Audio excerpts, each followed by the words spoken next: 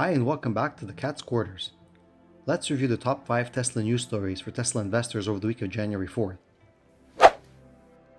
Coming in at number 5, Tesla has introduced a new supercharger charging card program in China, which allows owners to prepay for supercharging via fixed kilowatt-hour bundles purchased through the Tesla app or website.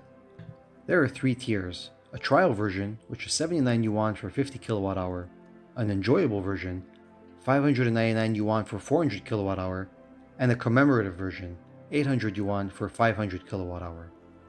This setup offers several advantages for both the consumer and for Tesla, particularly in a market like China, where EV competition is fierce and charging infrastructure is key to ownership appeal. For one, predictability and potential savings.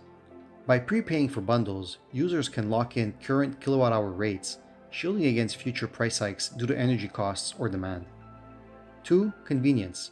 Charging deducts automatically from the user's account balance at any supercharger site in mainland China. 3. Gifting and transferability. Cards can be transferred to other Tesla accounts before activation, making them great for gifts. Tesla benefits by gaining immediate access to capital and by providing a better consumer experience overall, which will increase network utilization and loyalty. So far, this program is limited to mainland China, but I think there is a high probability that this program will expand to other markets in the future. Coming at number 4, Tesla's FSD has won Motor Trend's Best Driver Assistance Award. This is thanks to FSD v14.2, which has made a big difference to Motor Trend reviewers. In their conclusion, they state, "If you've been burned by a previous version of FSD or its earlier system, Enhanced Autopilot, we understand your skepticism.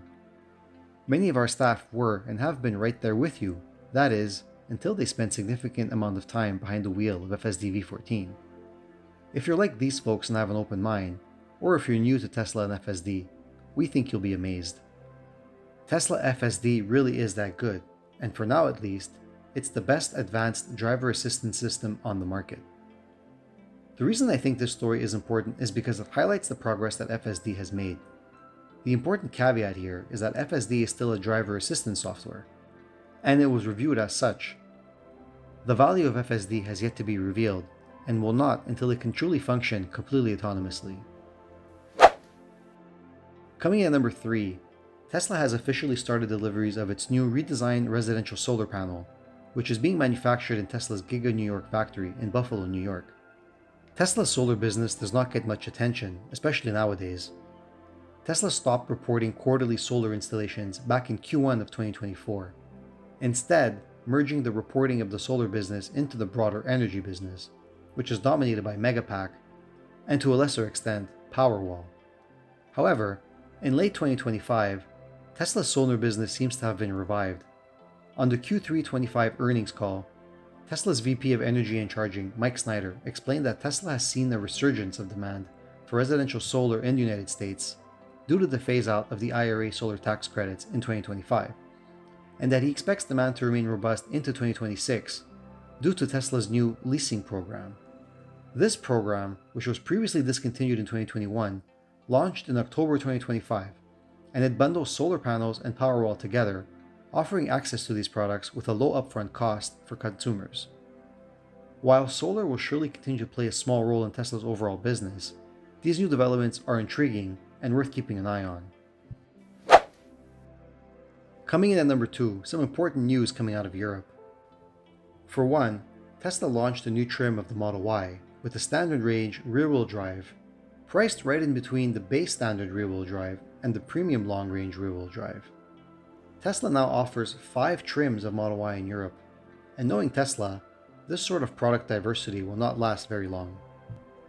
Speaking of Europe, as you can see in this list, almost all countries in Europe saw year-over-year declines in volume in 2025 versus 2024, with the notable exception of Norway, which is highlighted here in yellow.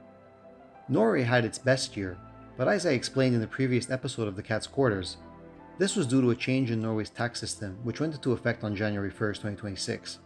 That caused a significant buyer pull forward into 2025.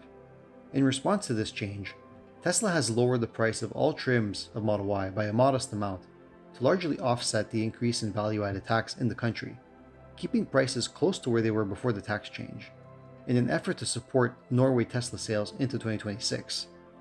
Given the importance of Norway to Tesla's success on the continent, it looks like a good move, but it will come at the expense of some margin.